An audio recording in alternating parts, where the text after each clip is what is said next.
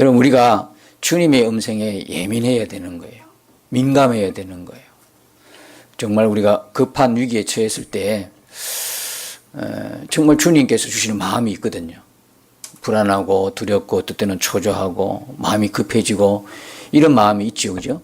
그럴 때는 어떻게 해요? 짜증을 내거나 뭐 그렇게 해서는 안 되는 것이고, 기도하면서 아니면 이분처럼 찬양을 하면서 주님이 왜 이런 상황 속에서 주님이 어떻게 하라고 하실까라고 하는 것에 이제 초점을 맞추는 거죠. 그런데 왜 우리는 이분처럼 주님의 이 세미한 음성을 마음으로 듣지 못할까요? 제가 한번 곰곰이 해봤는데 그거는 뭐냐면 우리 마음에 다른 게 너무 많아요. 엄청 많아요, 이게. 가만히 보면. 여러분은 어떻나요? 여러분 안에 주님의 음성을 들을 수 있는 그런 준비가 되셨나요? 주님이 여러분 생각의 주인이신가요? 여러분 마음에 이미 주님이 오셨다고 말씀을 듣는데 진짜 여러분 우리 마음의 주인이 주님이신가요? 근데 가만히 보면 여러분이 아니라 저로도 가만히 보면 하루에 살면서 이 마음의 주인이 주님이 아니시고 딴 거예요. 다른 어떤 것들이 너무 많이 들어있어요. 오늘 현대를 살아가는 우리들 안에 수많은 정보들이 있어요. 수많은 아는 것과 볼 것, 그리고 여러 가지 다양한 이런 내용들이 우리 생각과 우리 마음에 꽉꽉 찼어요. 주님의 음성을 듣기에는 너무 많은 것들이 내 마음에 이미 채워져 있어요. 근데 그게 결코 우리에게 영적인 유익을 주는 거냐? 별 그렇게 중요한 것 아닌데도 너무 가득 차 있는 거예요. 그러니까 우리 속에 주님이 가득 차면 우리가 입만 열면 은혜를 이야기하고, 입만 열면 주님을 이야기하게 되고, 입만 열면 정말 하늘의 그 복에 대한 그런 이야기를 많이 할 텐데, 그거는 없고 우리에게 그렇게 유익하지 않은 것들이 가득 차니까 입 열면 어떻게 해요? 자기 자랑이고 이생의 자랑이고 안목의 정욕이고 다 그거 자랑하는 거예요. 어디 갔더니 옷이 좀 싸더라, 옷이 참 좋더라, 어디 또 정치 이야기하면서 또 싸우고 의견이 다르고, 그러면서 나하고 이제 다르니까 틀렸다고 생각해가지고 무시하고 이런 일이 벌어지는 거예요. 지금은요, 내하고 반대편에 있으면 적이에요. 여러분, 우리는 그 생각들을 빨리 버려야 됩니다. 우리는 그리스도인입니다. 이 땅에 존재하지만 진짜 실존의 우리 정체성은 뭐냐면 그리스도인이에요. 하늘에 속한 자예요. 꼭 기억하세요. 그게 여러분이 어느 정도 믿어지시는가, 실제로 믿어지는 건 모르지만 우리는 그리스도인입니다. 하늘에 속한 자고 하나님의 자녀들이에요. 그럼 우리의 관심이 어디에 있어야 되는가를 분명히 해야 되겠죠. 근데 보십시오. 어떤 일에 대해서 내하고 생각이 다르면요, 이 사람을 적으로 할 뿐만 아니라 틀렸다고 생각해요. 자기만 옳다고 생각해요. 그게 뭡니까? 자아가 죽지 않은 사람의 특징이라 그랬죠. 자아가 죽지 않은 사람의 특징이 뭡니까? 자기만 옳다는 거예요. 교회도 왜 싸워요? 자기 방식대로 해야 교회가 잘 된다고 하기 때문에 싸우는 거예요. 그렇죠? 그러니까 자기만 옳다고 하는 그 생각과 사고가 얼마나 위험한 건지, 얼마나 분쟁거리가 되는지를 우리는 알아야 되는 거예요. 여러분, 그 사람이 내하고 의견이 다를 뿐이지 틀린 게 아니잖아요. 맞고 안 맞고는 그분이 판정을 할 부분이지 내가 그것을 정죄하거나 판단할 권한이 내게는 없잖아요. 내가 틀렸는지 어떻게 알아요? 그분이 맞고 내가 틀렸는지는. 그죠? 그러니까 다를 뿐이에요. 인정하세요. 교회에서도 저는 한편으로 이제 밴드에 올라가는 영성일기를 통해서 이제 그날의 깨달음을 몇 자 적기도 했는데요. 교회 안에서 여러 다양한 의견들이 있는 것을 존중해야 돼요. 내하고 틀렸다고 해서 목사와 목회자와 생각이 틀린 교우들, 성도들, 장로님들, 집사님들 있다고 해서 적으로 알면 안 돼요. 그거 다 속는 거예요. 우리는 다양한 어떤 그런 생각들을 가지고 있는 사람들이죠. 우리가 여기 북한의 김정은을 찬양하는 거 아니잖아요. 우리가 지금 한 마음 한 뜻으로 한 목소리를 내자고 한다고 해서 북한처럼 되자는 이야기는 아니잖아요. 오늘날 그것 때문에 교회가 얼마나 어려움 겪어요. 그런 사고로 굳어져 왔으니까, 그죠? 그런 사고로 굳어져 왔으니까 목회자 한 사람의 주도적인 리더십, 거기에 조금 반하면 이상한 사람이 되는 거예요. 쫓겨나게 되고 반역자가 되는 거고 배신자가 되는 거예요. 우리가 어떻게 이 생각이 이렇게 좁아졌어요? 주 안에서, 그리스도 예수 안에서 우리의 모든 생각의 주인은 그분이신데 왜 이래요? 나하고 틀린다고 해서 반역자예요? 그 교회를 나가야 되는 건가요? 나는 교회 안에서요, 다양한 생각들을 갖고 있는 여러분들을 축복해요. 교회는 다양한 생각들을 가질 수밖에 없어요. 왜? 각자가 살아온 삶의 패턴도 있고 방향이 있잖아요. 각자 생각들이 있잖아요. 중요한 건 뭐예요? 다양한 생각이 잘못된 게 아니라 다양한 생각을 주 안에서 하나가 되게 하는 게 중요한 거죠. 좀 더디 가더라도. 다른 분이 볼 때 너무 깝깝하게 보일지 몰라도, 답답하게 보일지 몰라도, 저는 지금까지 그게 옳다고 생각해 와서 고집적으로 온 거예요, 이렇게. 근데 결과는 여러분, 크기와 수에 연연하면 실패자죠. 근데 아무리 생각해도 이게 맞는 것 같아요. 왜냐하면 주님이 보시는 관점은 크기가 아니었거든. 수가 아니었거든. 주님이 보시는 관점은 뭡니까? 열매였더라고. 어떤 열매요? 주님을 닮아가는 성령의 열매였더라고. 주님의 마음을 얼마나 품느냐 이거였더라고. 주님을 얼마나 닮아가는 거지, 수만 많아지고 크기만 크고, 이건 정말 주님이 원하시는 게 아니었다라고 한다면 뭐가 맞아요? 여러 다양한 교회 안의 생각들을 정말 주 안에서 하나 되게 하는 이게 옳지 않을까요? 그러니까 하나 되기까지 기다리면서 그 세월의 시간이 좀 필요하긴 하죠. 더디 가야 되겠죠. 왜? 속도가 아니라 방향이니까. 올바른 방향이냐가 이게 결정이지, 우리 빨리 가자 이게 아니잖아. 빨리 가가지고 그곳이 천국문이 아니고 지옥문이면 어떻게 할래요? 어쨌든 간에 바른 방향으로 가야 되잖아요. 그 바른 방향이 어떤 한 사람의 의견대로 가는 게 바른 방향이 아니라 그리스도 예수 안에, 말씀 안에서 말씀하는 그 방향을 이야기하고 있잖아요. 내 생각이 아무리 옳아도 누구든지 자기 주장만 할 수 없는 건 그건 항상 말씀에 비춰야 되는 거죠. 항상 말씀에 비추어서 이게 말씀하시는 건가, 주님이 원하시는 것인가, 하나님이 원하시는 것을 우리가 함께 찾아가는 거잖아요. 그렇다면 그래도 조금이라도 말씀을 전문적으로 또 이렇게 안다고 하는 목회자가 이렇게 도움이 되고, 함께 여러분들과 힘을 모으고 또 뜻을 모으고 마음을 모아서 주 안에서 같이 일을 진행한다는 게 이게 얼마나 하나님 보실 때도 합당한 것인가를 생각하게 되는 것이죠. 틀린 게 아닙니다. 잘못된 게 아닙니다. 적이 아닙니다. 다른 생각을 할 뿐입니다. 그도 그리스도 예수 안에서 한 형제입니다. 그도 성령님이 그에게 역사하는 분입니다.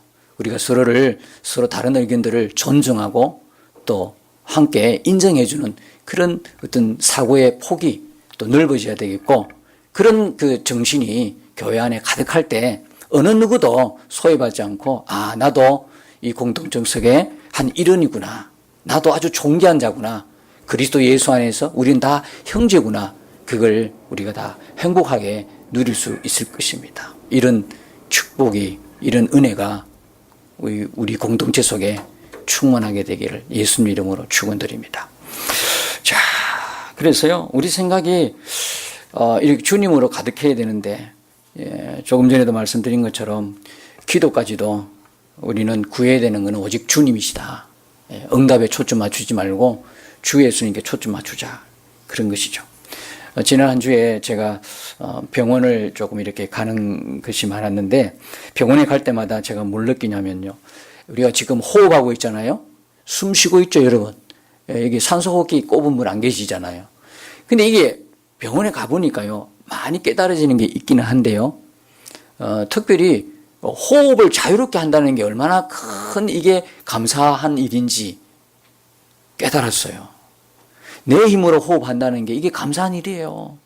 우리 너무 흔하다고 생각하지만 병원에 누워서 산소호흡기를 꽂고 있는 분요, 꽂고 산소호흡기를 하는데 자력으로 안 되니까 그걸 이제 도움을 구하잖아요. 그런데도 힘들어하는 거예요. 코로 숨을 못 쉬고 입으로 막 입 벌려서 하는 거 보니까 너무 고통스러워요. 그래서 그분을 가만히 보면서 뭘 느꼈냐면, 시편 150편이 생각이 나더라고. 호흡이 있는 자마다 뭐하라? 찬양하라 그랬잖아요. 그러니까 우리가 지금 병원에 누워있지 않고 우리 자력으로 호흡하지 않고 도움을 받아서 산소호흡기로 호흡하지 않는 한, 우리 코에 계속 호흡이 계속되고 있는 한 우리는 뭐 해야 돼요? 주님의 영광을 위해서 살아야 되는 거예요. 주님을 찬양하며 살아야 되는 거예요. 선하고 착하게 살 이유가 있어요, 여러분. 우리가 선하고 착하게 살아서 구원받으려고 하는 게 아니고, 구원받았으니까 이제 하나님의 자녀이니까 이 땅의 나머지 인생은 뭐하고 살아라? 선하고 착하게 살아라. 주님 대신해서 주님의 몫을 살아내는 자예요. 주님의 삶을 재현하는 사람이 바로 우리다라는 거예요. 주님은 이미 그 일들을 다 이루시고 가시고 성령을 통해 우리 안에 와 계시잖아요. 그분은 우리를 통해서, 이제 우리의 육신을 통해서, 우리를 통해서 이 죄의 몸이 멸하여 이제는 죄의 종이 아니고, 그죠? 주님의 영광스러운 순종의 종이 되어서 주님의 몫을 하는 거예요. 이 땅에서 우리가 예수님처럼 사는 거예요. 예수님이 하셨던 일들을 우리를 통해서 예수님이 이루시길 원하시는 거예요. 우리가 얼마나 영광스러운 몸이에요. 우리가 얼마나 존귀한 자예요. 그죠? 대단한 거예요. 하나님이 우리의 이 천한 몸, 우리의 낮고 낮은 이 몸, 죄의 몸, 죽을 몸, 사망의 몸, 이 몸을 세상에 하나님의 영광의 도구로 쓰셔서 이 땅에서 우리를 통해서 예수님 하고자 하는 일들을 하고 계신다는 거예요. 놀라운 일이죠. 여러분, 저와 여러분은 이런 복을 받은 사람입니다. 보통이 아니에요, 보통. 기죽고 살지 마세요. 여러분들이 무엇이 없다고 그래서, 부족하다고 해서 기죽지 마세요. 여러분을 대신하여 예수님이 죽을 만큼 우리는 하나님 앞에 그렇게 사랑받는 자인 거예요. 이게 분명하면요, 부족한 것 때문에 기죽지 않아요. 당당한 거예요, 믿음 안에. 그리고 목숨을 내놓고도요, 믿음의 길을 올곧게 걸어갈 수 있어요. 내 정체성이 분명하면. 내 정체성이 느릿느릿하고 희미하니까 이게 이것도 아니고 저것도 아닌데, 정말 우리의 정체성은 하나님의 자녀로서의 분명한 정체성을 갖고 있으면 세상에 두려울 것이 없어요. 세상에 두려울 게 없어요. 죽음까지도 우리를 두렵게 하지 못해요. 죽음이 두렵지 않다고 말했던 그가 막상 마지막 고비 속에 숨도 못 쉬고 자력으로 호흡도 하기 힘든 때에 가니까 두려운 거예요. 이거 장담 못해요. 그분이 그렇게 마지막 그 시점에서 두려워서 더 살려고 발부둥 치는 그 모습이요, 내 모습이 아니라고 누가 그렇게 이야기하겠어요. 그러니까 평소에 지금부터라도 우리는 복음 위에 서 있어야 되는 거예요. 지금부터라도 우리가 바른 말씀 위에 주님과 동행하면서 주님과 함께 살아내야 되는 거예요. 믿음으로. 그러면 이 삶이 축적이 되어서 마지막 순간이 와도 우리는 떨지 않고 두렵지 않고 무서워하지 않고 당당하게 죽음과 맞설 수 있는 거죠. 이미 예수님은 죽음의 사망의 권세를 이기신 분이잖아요. 우리는 죽음 넘어 있는 부활을 보는 사람이잖아요. 죽음을 보면 두렵지만 부활을 보게 되면요, 어떻습니까? 우리의 마음이 안 바뀌겠습니까? 온전히 두렵고 불안하고 초조하고 속에 있겠습니까? 부활이 보이는데요. 사망의 뭡니까? 권세를 가진 이 죄, 사단에게 눌려서 모든 사람이 죽기를 무서워하는데 우리는 부활을 보고 있잖아요, 지금. 주님의 부활. 모든 게 함께, 주님이 죽으시면 우리도 함께 죽었죠. 주님 부활하시면 우리도 함께 부활하셨다. 주님이 지금 앉아있는 그 자리에 우리도 믿음의 눈으로 보면 우리도 함께 앉아있는 거예요. 그러니까 이 믿음의 눈을 열면요, 두려울 게 없어요. 여러분, 예수님과 온전히 동행해 나가는 것에 눈을 뜨고 실제를 누리면 두려울 게 뭐가 있겠어요? 세상에 두려울 게 하나도 없어요. 오늘 여러분, 주님이 주시는 그 말씀의 은혜로 다시 한번 일어서게 되기를 축복합니다. 모든 두려운 마음에서 여러분 자유를 얻으시기를 축복합니다. 여러분, 우리가 오늘도 예배할 때요, 입고 있을 예복 하나가 있습니다. 그 예복이 뭐냐면 우리를 어렵다고 하시는 칭의의 예복입니다. 여러분, 우리가 어떻게 사랑받았습니까? 원래 우리가 어떤 존재였습니까? 죄로 인해서 하나님과 도무지 의와 불법이 어떻게 함께 하겠고, 예, 어떻게 빛과 어둠이 그렇죠 같이 있을 수 있습니까? 우리는 죄로 말미암아서 불법이 되고 어둠이 되었어요. 근데 의가 되시고 빛이 되신 그분과 어떻게 교제할 수 있고 사귈 수 있겠어요? 그러니까 모두가 추방됐어요. 죄로 인해서. 이런 우리 하나님 앞에 보니까 로마서 3장 20절에 보니까 그의 앞에 어렵다함을 입을 사람이 단 한 사람도 없다 그랬잖아요. 시편 143편 2절에 보니까 하나님이 주님의 목전에서 어렵다는 인생이 단 한 사람도 없다 그랬잖아요. 모두가 죄로 인해 쫓겨났으니까. 이렇게 결론이 났다 그러면, 이렇게 결말이 같다면 우리는 어떻게 하겠어요? 예. 도무지 생명 속에 들어갈 수 없죠. 그런 우리를 하나님이 어떻게 해요? 하나님이 율법으로는 예? 할 수 없는 것을 하나님은 하시나니 뭘 하셨어요? 죄로 말미암아 죄를 인하여 이렇게 하나님을 떠나고 추방당한 도무지 하나님을 만날 수 없고 영원한 멸망 속에 빠질 수밖에 없는, 거기에 살아갈 수밖에 없는 존재인 우리를 그의 아들인 예수 그리스도를 이 땅에 죄 있는 육신의 모양으로 보내어서, 그죠? 그 몸에 모든 죄를 정했다 그런 거예요. 그건 사실 누가 받아야 할 정죄예요? 우리가 받아야. 죄인인 우리가 받아야 되는데 죄가 없으신 그분을 이 땅에 죄 있는 몸으로 보내서 그 몸에다가 예수님 몸에 우리의 모든 죄를 정한 거예요. 정죄를 한 거예요. 그래서 그분이 십자가 죽으심으로 우리가 뭘 받았어요? 어렵다함을 입었어요. 그 정확한 표현이 뭡니까? 로마서 3장 24절이잖아요. 예수 그리스도로 말미암아 그의 구속으로 말미암아 하나님의 은혜로 값없이 뭘 받았어요? 어렵다 하심을 얻었나니라. 우리가 어떤 존재예요? 이렇게 어렵다함을 받고 구원을 받은 존재라고요. 이런 우리가 어떻게 하나님 앞에 우리를 자랑할 수 있겠어요?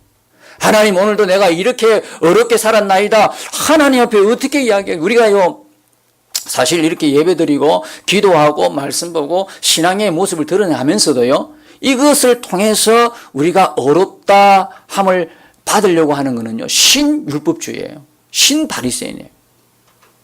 우리가 이미 그 넉넉한 사랑, 우리를 그렇지 못한 우리를 어렵다 하신 그 하나님의 사랑을 알기 때문에 주님과 더 친밀한 교제를 나누기 위해서 기도하고 말씀 보고 그분의 뜻대로 살려고 하는 것이죠. 이게 바뀌면 안 된다 이 말이에요. 그러면 율법주의가 되는, 율법자 바리새인이 되는 거예요. 신시대 바리새인 많습니다. 교회 안에서 제가 헌신 예배를 가거나 외부 집회를 가거나 돌아보면요, 교회 안에 제법 그런 분들의 특징이 뭡니까? 열심히 있는 거예요. 그분들의 특징은 열심이에요. 교회에서 그분들이 없으면 일이 안 될 만큼 그렇게 열심인 분들이에요. 그런데 그분들 다 보니까 그 열심히 있는 분들이 자기 의로 충만한 거야. 이건 그리스도 십자가의 원수예요. 십자가를 완전히 무능하게 하는 거예요. 여러분, 우리는 우리 스스로 하나님을 만날 수도 없는, 우리 스스로 구원받을 수 없는 자력, 구원 불능인 존재예요. 여러분 존재에 대해서 철저히 절망해 보셨습니까? 내가 어떤 존재라는 거에서 십자가 앞에서 절망해 보셨습니까? 그건 신앙의 출발이 되는 겁니다. 우리 중에 누구든지 철저히 자기 자신에 대해서 하나님께 비추어 절망하지 않은 분이 있거들랑, 저는 여러분에게 십자가 앞에서 우리의 존재에 대해서 철저히 여러분 절망할수록 여러분에게는 구원의 빛이 더 선명하게 비춰진다는 걸 말씀드리고 싶습니다. 우린 그런 존재입니다. 자력 구원 불능, 아예 불능. 왜? 어려운 인생이 아니기 때문에. 한 사람도 주의 앞에 우리 스스로는 구원받을 수 없어요. 우리 행위로는 절대. 그래서 지난 시간에 갈라디아 2장을 통해서 우리를 어렵게 하는 것이 우리의 율법의 행위에 있지 아니하고 오직 뭐다? 믿음으로. 오직 믿음으로. 오늘 말씀은요 바로 이 말씀입니다. 그런즉 어찌하리요? 우리가 법 아래 있지 아니하고 은혜 아래 있으니 죄를 지으리요? 그럴 수 없다. 그렇게 말씀하고 있습니다. 우리가 어떻게 은혜를 받았는데요? 어떻게 구원받았는데? 우리가 어떻게 어렵다함을 입었는데 그걸 안다면 죄를 지을 수 있겠느냐? 이야기예요. 결코 죄를 지을 수 없다는 거예요. 여러분, 이 말씀이 어떻게 들리십니까? 좀 부담스럽지 않습니까? 왜? 나에게는 여전히 죄를 짓지 않고 산다는 게 자신이 없어요. 확신이 없어요. 왜? 조금 전만 해도 그랬거든요. 주님이 기뻐하지 않은 행동을 하고 나름대로는 참 그게 부담스러운 행동을 하고 왔거든요. 그거 보니까 이 말이 굉장히 부담스러워요. 그럴 수 없다. 죄질 수 있느냐? 그럴 수 없다는 거예요. 그래서 여기서 또 두 극단으로 나가는데 첫 번째 극단은요. 예수 믿는 사람은 절대 죄 짓지 않는다. 이런 극단이에요. 예수 믿는 사람은 죄 짓는 순간에 사망으로 내려간다. 죄 지으면 바로 지옥이다. 쉽게 말하면 이런 이야기예요. 죄에 대해서 죽은 우리가 어떻게 그럴 수 있느냐? 죄 지을 수 없다. 이런 이야기예요. 여러분, 우리 그리스도인들이 죄를 아예 짓지 않는 사람이고 죄를 범한 순간에 바로 사망으로 떨어진다 그러면 그리스도인이 과연 몇이나 그리스도인이 될 수 있을까요? 요한일서 3장 8절에 보니까 죄를 짓는 자마다 마귀에게 속한다. 이 말씀을 곡해해가지고요. 죄를 짓게 되면 다 이렇게 지옥 가고 막 사망에 바로 떨어진다. 이렇게 여러분이 듣고 많은 사람들이 낙심하게 만든 일들이 있었어요. 여러분, 여기서 짓는 죄는 무슨 죄를 이야기합니까? 반복적으로, 습관적으로, 고의적으로 짓는 죄예요. 여기서 말하는 죄는요, 알면서 짓는 거예요. 계속 그 죄에서 벗어나질 않는 거예요. 본인이 죄 짓는 게 좋아요. 반복적이고 습관적이고 고의적으로 짓는 죄의 특징이 뭡니까? 전혀 죄 짓고 양심에 뭐가 없어요. 꺼리낌이 없어요. 여러분 어떻든가요? 여러분 죄 지으면 마음이 어때요? 기뻐요? 즐거워요? 또 그보다 더 발전된 죄를 짓고 싶은 마음의 갈망이 막 일어나나요? 그렇지 않죠. 죄의 문제는 여러분 정상적으로 하나님의 어렵다함을 읽고 내가 죽고 예수로 사는 복음을 우리가 분명히 안다고 그러면, 진짜 우리가 예수 믿는 사람이 그러면 정상적으로는 죄 짓고 되면 실수를 통해서 실수로 인하여 죄를 지어도 우리 마음에 뭐가 있어요? 거룩한 부담이 있잖아요. 갈등이 있잖아요. 또 내가 졌네. 이래 안 해야 되는데, 내가 이래가지고, 또 심한 분들은 내가 이렇게 해서 교회 다닐 자격이 있나? 여기까지 나가는 거예요. 자학에 빠져가지고 이제는. 사단이 완전히 그걸 노리는 거죠. 그래가지고 심지어는 교회도 안 놀러 가는 그런 심한 분도 있지만, 그러나 원칙적으로 우리는 죄를 짓게 된 마음에 큰 고통이 있어요. 다시는 죄를 짓지 않겠다는 결단이 막 일어나요. 그리고 하나님 앞에 나와서 반드시 뭐 하게 됐어요? 회개하게 돼 있어요. 그분이 내 안에서 그렇게 해 주신다 이 말이에요. 그런데 죄를 짓는데 고의적으로 반복적으로 습관적으로 죄를 짓다 보면 문제가 뭐예요? 그 죄에 대한 감각이 없어지는 거예요. 죄를 짓고도 이제는 무덤덤해지는 거예요. 오히려 죄 짓는 게 유쾌하고요. 즐거울 수가 있어요. 그래서 어떤 범죄에 대해서 감옥에 갔다 오면 사람이 고쳐지냐? 안 고쳐져요. 오히려 더 진화되어가 오는 거예요. 죄가 진화됐어. 죄가 발달이 돼가지고요. 저 고도의 죄를 짓게 되는 거예요. 그리고 또 감옥 가고 또 나오고 또 하고 그걸 반복되는 거예요. 습관되는 거예요. 왜? 뭐 하기 때문에? 죄에 대해서 무감각하기 때문에. 죄의 감각이 없어요. 여러분, 죄가 무서운 거는요. 죄 짓고 나중에 지옥 간다. 이것보다도 더 무서운 게 있어요. 뭐가 무서워요?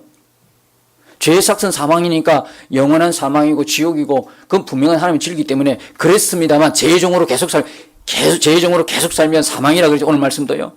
근데 죄를 짓는 게 정말 더 우리에게 고통스러운 건 뭘까요?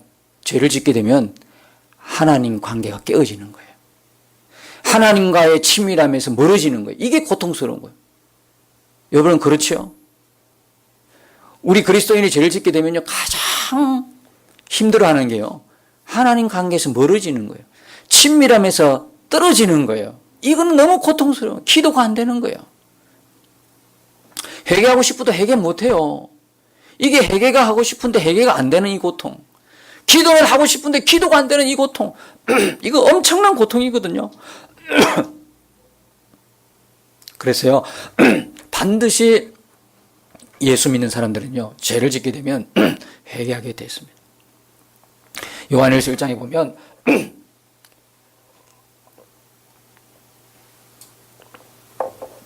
요한일서 1장 8절에 보면 만일 우리가 죄 없다 하면 스스로를 속이고, 또 요한일서 1장 9절에 보면 만일 우리가 우리 죄를 자백하면, 요한일서 1장 10절에 우리가 범죄하지 아니하였다면 하나님을 거짓말하는 자로 만드는 것이니, 이런 말씀이 있잖아요. 이 말씀의 의미가 뭘까요?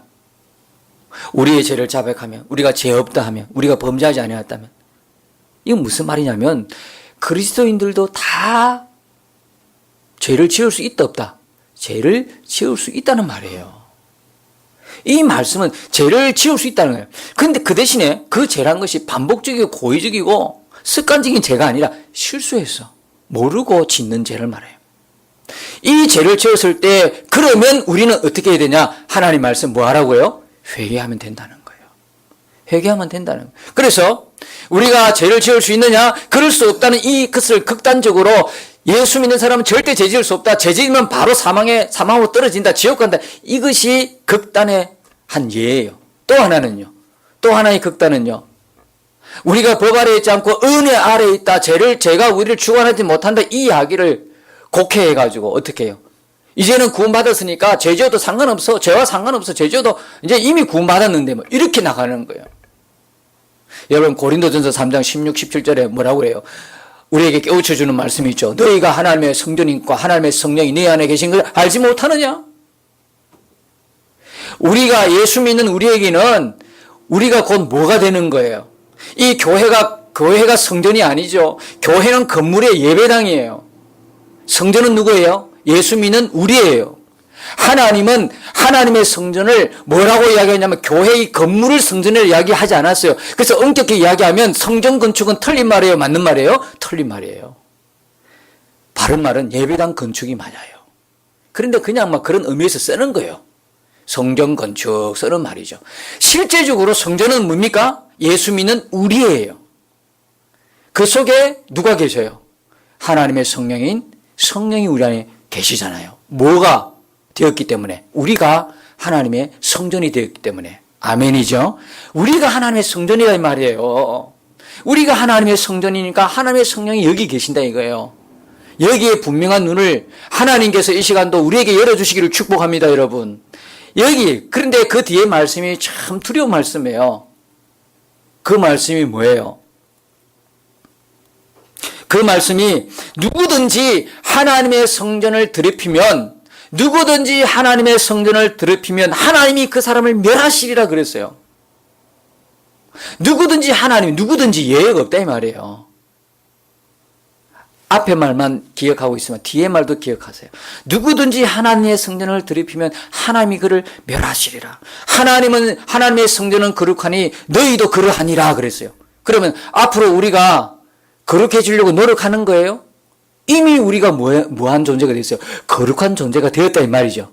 하나님의 성전은 거룩하니 너희도 그러하니라. 그러니까 우리가 하나님의 성전이 되기 위해서, 하나님의 성령을 모시기 위해서 우리가 거룩하게 노력하는 게 예쓰는 게 아니란 말이에요. 이미 우리는 거룩한 하나님의 성전이 되었고 이미 거룩하신 하나님의 성령이 우리 안에 지금 계시는 거예요. 거룩은요, 노력해서 이루는 게 아니에요. 노력해서 애써서 되는 게 아니고요. 이미 그렇게 되었음을 우리가 믿는 거죠. 그렇기 때문에 우리 안에 끊임없이 올라오는 게 뭐예요? 주님을 닮아가려고 하는 열망이잖아요. 끊임없이 거룩해지려고 하는 갈망이 우리 속에 일어나죠. 실수해서 죄를 짓고도 이러면 안 되는데 왜요? 우리 안에 그 거룩한 그분이 계시기 때문에. 지금 그렇게 못 살아서 안타깝고 눈물 나고 정말 마음에 애통함이 있어요. 왜 그럴까요? 우리의 본성으로는 그런 마음을 가질 사람들이 우리는 원래 아니란 말이에요. 우리는 그렇게 거룩해지려고 하는 갈망 있는 사람 존재가 아니었단 말이에요. 그런데 이미 우리를 어렵다고 여겨주신 하나님의 성령이 우리 안에 계시고 우리가 하나님의 성전이 되었기 때문에 계속 우리는 뭡니까? 계속 살아가면서 주님을 닮아가려고 하는 열망이 막 커지는 거예요. 그렇게 못 사는 것에서 안타깝게 생각하고 그렇게 못 사는 것에서 회개하는 마음이 막 일어나고요. 그건 다 누가 해주시는 거예요? 우리 안에 주님이 해주시는 거예요. 거룩해지려고 하는 갈망을 계속 품는 거죠. 지금 그 이야기를 하는 거예요. 그래서 죄의 종이냐 순종의 종이냐 그 이야기를 하면서 우리는 예수 어렵다함을 여김을 받는 우리가 어떻게 죄를 지을 수 있느냐 이거예요. 우리가 어디서 어떻게 구원받은 걸 기억하라는 거예요. 우리가 하나님의 어떤 사랑을 짓고 있느냐 이걸 기억하라는 거예요. 로마서 8장 몇 절인가 29절 30절에 보면요. 하나님의 우리를 구원하는 5가지 방법이 나와요. 그걸 다른 말로 하면 5가지 열쇠라고 그래요. 거룩한 연결고리라고 이야기해요. 구원에 이르는. 첫 번째가 미리 아심, 그리고 미리 정하심, 그리고 부르심, 어렵다 하심, 그 다음에 영화롭게 하심. 이건 다 5가지 이거는요. 이렇게 하나님이 구원을 우리에게 주셨어요. 이렇게 이루어가는 거죠. 근데 여기 좀 이상한 게 보이지 않나요? 미리 우리를 아시고 정하시고 부르시는 건 이해되죠? 하나님 우리를 부르셨대요. 우리 스스로가 뭐 선택할 수 있는 그게 없잖아, 그죠? 우리는 그런 존재가 아니니까. 이미 죄인 속에 하나님 관계를 떠나버렸기 때문에 우리가 스스로 하나님 앞에 자력 구원 불능이잖아. 절대적으로 절망하는 우리 자신을 보면 구원받지 못한 우리 자신은 절대적으로 절망할 수밖에 없는 존재이기 때문에 우리 스스로 하나님을 찾아갈 수가 없어요. 그분이 우리를 아시고 정하시고 부르셨기 때문에 여기 이 자리에 앉아 있는 거죠. 여러분들이 오고 싶다고 온 거 아니에요. 하나님이 정하지 않고 하나님께서 부르지 않으면 하나님을 예배할 수가 없는 걸 믿으시기 바랍니다. 그리고 우리를 불러서 하나님 뭘 했어요? 우리를 어렵다 여겨주셨죠. 그리고 이제 점점점 이제 끝까지 가면 뭐가 있습니까? 영화롭게 하시는 거예요. 우리의 영은 거듭났지만 우리의 육은 아직도 여전하지요. 죄의 몸이죠. 우리의 육은 거듭나지 않았어요? 그러나 우리의 육이 거듭나는 순간이 오는데 그게 뭐냐면 영화로움이죠. 우리 몸까지도 주님 몸과 함께 영화롭게 될 날이 오는 거죠. 근데 그 중간에 어렵다 여기심과 영화롭게 된 중간에요. 뭐가 생략된 것 같아요? 거룩하심. 다시 말하면 성화. 들어보셨지요? 성화. 예수님을 닮아가는 성화. 거룩해지는 그런 과정이 왜 생략이 됐을까요? 그걸 집어넣어 놓으면, 거룩하심이 집어넣고 성화를 집어넣으면 우리 모든 사람들이 영화를 향하여 쫓아가다가 다 얻어 넘어져요. 거룩하심에 다 넘어지는 거예요. 왜? 그걸 내가 어떻게 그걸 하겠어요? 그죠? 우리 안에 계신 그분이 이루어 가도 내가 거기서 얼마나 무너지겠어요? 다 넘어지는 거 그 속에서. 근데 이 거룩하심은 어디에 다 섞여 있냐면, 용해되어 있냐면 어렵게 여겨주심과 영화롭게 해주심에 다 섞여 있는 거예요. 그래서 이 2가지를 기억하는 거죠. 내가 어떻게 어렵담을 여김을 받았는지를 기억하고 아는 사람은요, 죄를 지으라 그래도 죄를 짓겠어요? 나를 어떻게 어디서 건져줬는 걸 아는 사람. 그리고 하나님의 사랑이 어떻게 나에게 나타났는지 십자가를 보면서 그걸 분명히 안다면 내가 계속 고의적으로, 계속 습관적으로, 반복적으로 죄를 지을 수 있을까요? 절대 그럴 수 없어요. 그리고 내가 앞으로 주님의 영광스러운 몸으로 영화롭게 된다는 걸 분명히 믿는 사람 같으면 내가 주님을 닮아가려고 하는 열망이 끊임없이 내 속에 일어나지 않을까요? 그렇지 않겠어요? 그 주님을 닮아가는, 내가 앞으로 영화로운 몸에 소망을 가지고 있는데 어떻게 주님을 닮아가는 거룩한 소망이 내 안에서 일어나지 않겠어요? 그 소망이 있는 한 내가 어떻게 죄의 종으로 살 수 있겠어요? 여기 이야기하는 죄의 종은요, 계속 반복해서 죄 속에서 헤어나오지 못하는 걸 이야기하고 있는 거예요. 그런데 사도 바울이 이제 이야기하는 건 뭐냐면, 누구든지 누구에게 순종하든지 그 순종하는 자의 종이 되는 걸 알지 못하느냐? 내가 여전히 예수 믿는다고 교회 나오기는 하는데 계속 그 죄에서 떠나지 않는다면 누구의 종이란 말이에요? 죄의 종이라는 거예요. 결코 그런 일은 있을 수 없는 이야기인데 하나님의 종이 아니라 죄의 종이라는 거예요. 오늘 우리에게 그걸 사도 바울은 깨우쳐 주는 거예요. 죄를 지금 지느냐 안 지느냐 그 문제보다 더 중요한 거는 우리가 도대체 누구의 종이냐 이거예요. 우리는 하나님의 생명이 있는 예수 그리스도의 피로 값없이 의롭다 하심을 입은 존귀한 자예요. 우리는 죄의 종이 아니에요. 법의 종이 아니에요. 법 아래 있지 않고 은혜 아래 그리스도의 종으로 정말 구원받은 하나님의 거듭난 하나님의 백성으로 우리가 있는 거예요. 순종의 종이지 죄의 종이 아니란 말이에요. 끊임없이. 그래서 우리는 오늘도 철저하게 우리 안에서 역사하신 그분으로 인하여 우리가 죄의 종으로 살았던 우리의 모습들을 돌이키고 회개하는 거죠. 여러분, 우리가 어떻게 어려운 삶을 갈망하고 그렇게 될 수 있을까요? 뭘 통해서요? 순종의 종으로 의에 이르느니라. 순종함을 통해서 우리는 어려운 삶을 살아내는 거예요. 하나님 말씀 앞에 순종함을 통해서 하나님 말씀대로 살아냄을 통해서 우리는 점점점 거룩한 삶, 어려운 삶을 살아내는 거죠. 여러분 기억하십시오. 우리는 죄의 종이 아니라 순종의 종으로 주님과 함께 어려운 삶을 살아내는 사람인 것을 기억하십시오. 이번 한 주간 여러분들이 세상 나가서 살아갈 때 나는 죄의 종이 아니라는 걸 분명히 하시고 순종의 종으로 의에 이르는 하나님이 그렇게 나를 그런 삶을 살게 해 주셨다는 것을 분명히 여러분이 기억하시고 이번 한 주간도 정말 우리 안에 오신 그 주님, 그 거룩하신 주님, 하나님의 성경 거룩하니 너희도 거룩하라. 거룩하게 하신 그 주님과 동행함을 통해서 우리의 삶이 이제는 실제적으로 삶으로 하나님 믿는 사람의 모습이 드러나고 나타나서 우리 주변에 빛이 되고 우리 주변에 소금이 되는 소금인 여러분의 삶을 통해서 하나님의 영광 받으시기를 예수 그리스도 이름으로 축원드립니다.